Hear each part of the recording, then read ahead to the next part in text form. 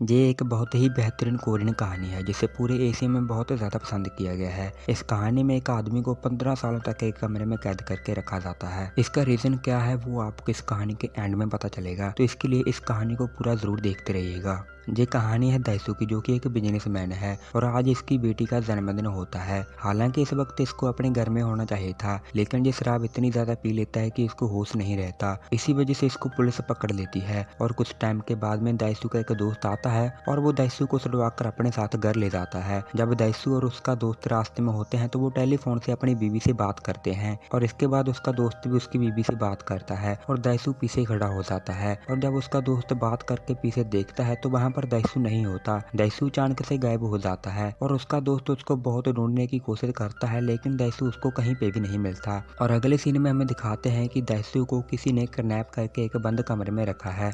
उसको नहीं पता कि उसको क्यों किडनैप किया गया है, इसीलिए दाइसू बहुत ज्यादा चलाता है। अब दाइसू एक ऐसे कमरे में है जहाँ पर वो अकेला है, ना कोई उससे बात करता है, ना ही कोई उसे मिलने आता है और उसे खुद नहीं पता कि उसे किडनैप भी क्यों किया गया है और ये उसके साथ क्यों हो रहा है। इसके बाद धीरे धीरे वक्त बीतता है और दाइसू को इस कमरे में पूरे 1 साल हो जाते हैं। इस 1 साल के अंदर दाइसू को हर रोज मोमोज खिलाए गए और साथ ही साथ इस कमरे में धुआं छोड़ा जाता, जिससे कि दाइसू बेहोश हो जाता था। और जब दाइसू को होश आता तो उसके कपड़े चेंज कर दिए जाते, उसके बाल सेट कर दिए जाते। इसके अलावा जब दाइसू बेहोश की हालत में होता था तब उसका ब्लड निकाल लिया जाता था और ऐसा करते करते दाइसू को इस कमरे में पूरे 1 साल बीत जाते हैं। और जब एक दिन दाइसू न्यूज देख रहा होता है तो उसे में खबर आती है कि उसकी पत्नी का किसी ने खून कर दिया है और पिछले 1 साल से दाइसू अपने घर से लापता है और उसकी बीवी की उससे बनती नहीं थी। उनके आपस में लड़ाई झगड़े होते थे। इसी के साथ दाइसू एक शराबी था और दाइसू का खून और गिलास के उसके फिंगरप्रिंट के निशान भी मिले हैं, जिससे कि ये साफ साफ पता चलता है कि दाइसू एक बार वापस आया था और उसने अपनी पत्नी का खून किया और एक बार फिर से वो लापता हो गया। ये न्यूज देखने के बाद दाइसू को काफी दुख होता है। वो अपनी जान लेने की कोशिश भी करता है, लेकिन जिन लोगों ने इसको कमरे में कैद किया होता है वो लोग उसका इलाज करवा देते हैं। दरअसल ये नहीं चाहते कि दाइसू को बिल्कुल भी कुछ हो, वो उसको कैद करके रखना चाहते हैं पूरी सही हालत में। अब दाइसू इस कमरे में ये सोच रहा होता है कि उसने ऐसा क्या किया है जिसकी उसको सजा मिल रही है।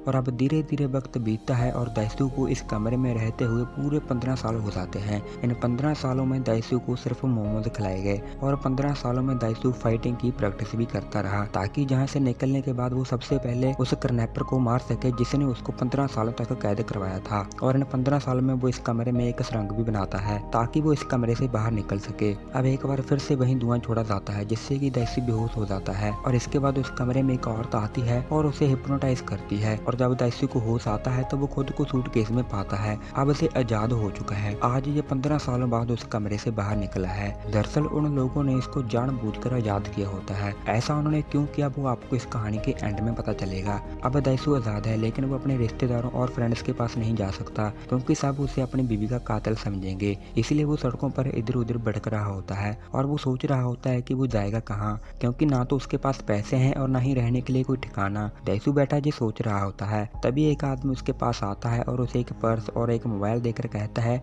कि मुझे कुछ भी मालूम नहीं है, मैं कुछ नहीं जानता, मुझसे कुछ भी मत पूछना। ये कहने के बाद में वो आदमी वहां से चला जाता है। और जब से दाइसू आजाद हुआ होता है तब से उसने कुछ नहीं खाया। दाइसू 15 सालों से सिर्फ मोमोज खाकर जिंदा रहा है, इसलिए वो एक अच्छे रेस्टोरेंट में खाना खाने जाता है और वहाँ पर उसकी मुलाकात मिड्डो से होती है। तभी दाइसू के पास जो मोबाइल होता है उसका रिंग बजना शुरू हो जाता है और वहाँ से उसी आदमी की आवाज आती है जिसने इसको 15 सालों तक कैद में रखा था। दाइसू कहता है कि तुम कौन हो, तुमने मेरे साथ ऐसा क्यों किया। वो आदमी कहता है कि मैं कौन हूँ ये इम्पोर्टेंट नहीं है, बल्कि मैं क्यों हूँ ये इम्पोर्टेंट है। तुम्हारा स्कूल जब से खत्म हुआ है तब से लेकर अब तक की अपनी पूरी जिंदगी पर नजर डालो। इसके बाद दाइसू कहता है कि तुमने मुझे हिप्नोटाइज करके रखा था, तुमने ऐसा क्यों किया। तो वो आदमी उसकी बात का जवाब नहीं देता और फोन को कट कर देता है। इसके बाद दाइसू खाना खाते खाते बेहोश हो जाता है और जब दाइसू की आंख खुलती है तो वो अपने आप को मिड्डो के घर में पाता है और मिड्डो ने उसकी डायरी पढ़ ली थी जिसमें उसने अपनी पूरी जिंदगी के वो पल जो उसके साथ बीते हैं वो लिखे थे। और अब मिड्डो दाइसू की पूरी कहानी जानती है, इसलिए मिड्डो उसकी हेल्प करना चाहती है। अब दाइसू के पास उसकी जिंदगी में सिर्फ 2 ही मकसद हैं। एक उस इंसान को ढूंढना जिसने उसको 15 सालों तक किडनैप करके रखा था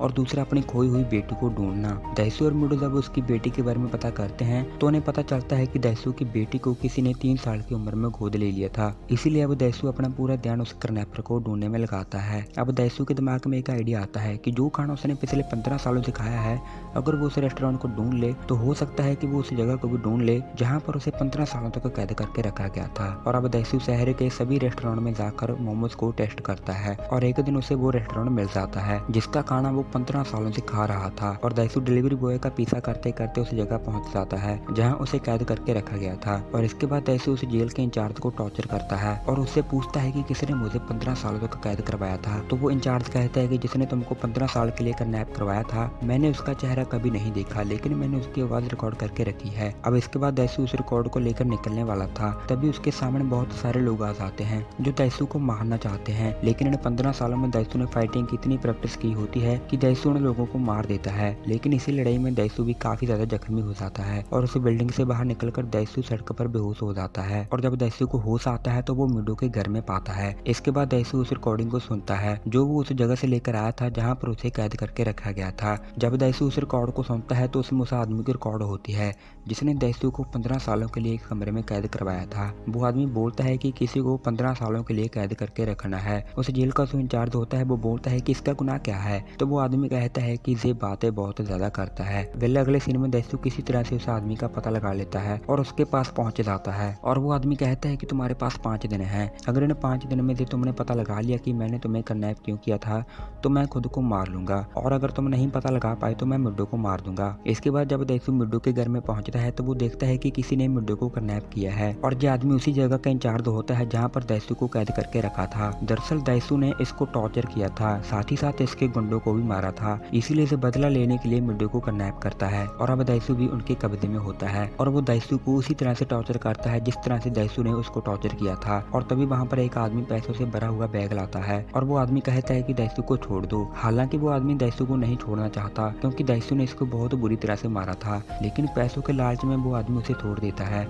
और जब वो जा रहा होता है तो दैसू बोलता है कि मैं तुम्हारा हाथ काट दूंगा जिससे तुमने मिडो को छुआ है, और ये सुनकर वो चुपचाप चला जाता है। और अब ये दोनों आजाद हैं और ये दोनों उस जगह को छोड़कर चले जाते हैं ताकि इन्हें कोई भी प्रॉब्लम ना आए, और इन दोनों को एक दूसरे से प्यार हो जाता है। दैसू की जिंदगी में 15 सालों में पहली बार खुशी आई है। दैसू खुश है क्योंकि उसे किसी से प्यार हो गया है और ये दोनों इंटीमेट भी होते हैं। और अगली सुबह जब दैसू उठता है तो वो देखता है कि उनके कमरे में एक गिफ्ट है, और जब दैसू उस बॉक्स को ओपन करता है तो उसमें उसी आदमी का हाथ होता है जिसको दैसू ने बोला था कि मैं तुम्हारा हाथ काट दूंगा। इन सब से दैसू और भी ज्यादा डर जाता है क्योंकि दैसू खुद उस आदमी का हाथ काटना चाहता था, और इसीलिए दैसू को शक होता है कि हो ना हो उसके जूतों में, उसके कपड़ों में कोई ट्रांसमीटर जरूर है जिसकी वजह से उस इंसान को मेरे बारे में पता चलता है। इसीलिए वो अपने जूते चेक करवाता है और उसमें एक ट्रांसमीटर होता है और उस ट्रांसमीटर को दैसू फेंक देता है और अब दैसू सेफ है।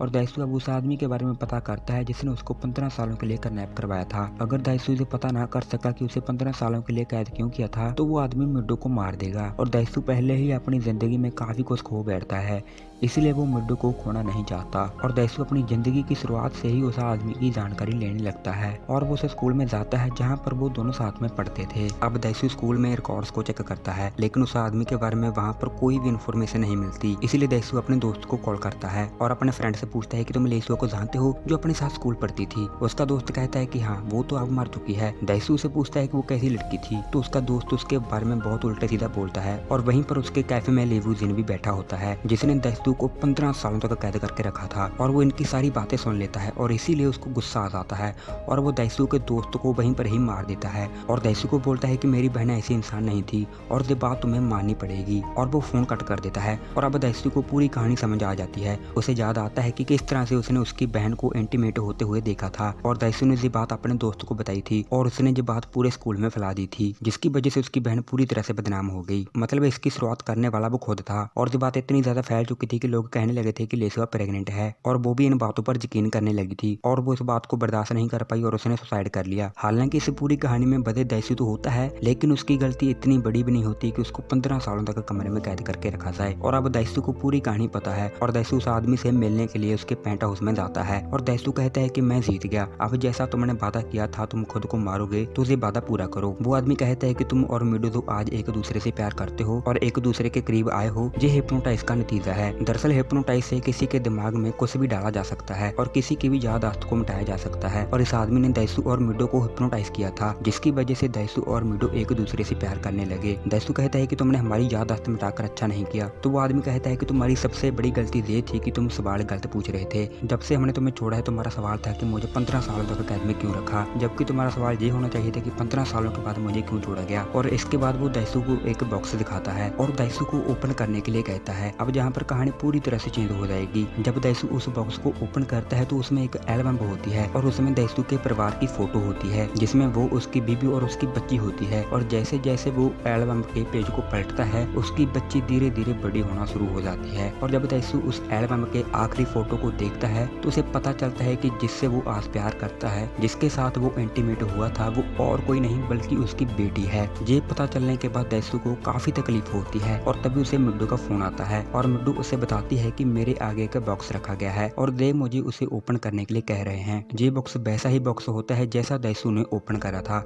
दैसू जोर जोर से चलाता है और कहता है कि उस बॉक्स को ओपन मत करना। दैसू नहीं चाहता कि उसकी बेटी को पता चले कि उसके अपने पिता के साथ नाजायज संबंध है। दैसू चलाकर कहता है कि उस बॉक्स को ओपन मत करना, मैं भी कभी आता हूँ। और इसी बीच फोन डिस्कनेक्ट हो जाता है और इसके बाद दैसू उस आदमी को कहता है कि मिड्डू को इसके बारे में कभी मत बताना, वो बर्दाश्त नहीं कर पाएगी। और दैसू उसे धमकी भी देता है कि अगर उसे पता चला तो मैं तेरे टुकड़े टुकड़े कर दूंगा, तुम मेरे अंदर के जानवर को नहीं जानता। और देखते ही देखते दैसू पूरी तरह से टूट जाता है। वो बोलता है कि मैं जिंदगी भर तुम्हारा कुत्ता बनकर रहूंगा और वो उस आदमी के जूते भी चाटता है। और इसके अलावा दैसू कैंची से अपनी जुबान भी काट लेता है, लेकिन उस आदमी को कहाँ फर्क पड़ने वाला था। इसके बाद वो आदमी दैसू को कहता है कि अब मेरे जीने का क्या मकसद रहा और वो अपने आप को गोली मारकर मार लेता है। दरअसल वो जीन इसी दिन इसी मकसद के लिए जिंदा था और अब उसका मकसद पूरा हो गया है, इसीलिए वो अपनी जान ले लेता है। और कुछ दिनों बाद दैसू उसी लड़की को ढूंढ लेता है जो उसे हिप्नोटाइज किया करती थी और दैसू उसे लिखकर कहता है कि तुम मेरी सारी की सारी याददाश्त मिटा दो। दैसू लिखकर इसलिए देता है क्योंकि वो अपनी जुबान काट चुका है और वो अब बोल नहीं सकता, इसीलिए वो उसको लिखकर देता है। फिर वो लेडी दैसू को हिप्नोटाइज करती है और उसकी याददाश्त मिटाती है और अगले सीन में मिड्डू दैसू को हग करते हुए दिखाई जाती है और धीरे धीरे ये मुस्कुराहट उसकी दुख में बदल जाती है, जो ये दर्शाता है कि उसको अभी भी सब कुछ याद है। और इसी के साथ ये कहानी खत्म हो जाती है। आई होप आपको ये वीडियो अच्छी लगी होगी। आपके लाइक और प्यार भरे कमेंट्स का बेहद शुक्रिया। मिलते हैं अगली शानदार वीडियो में।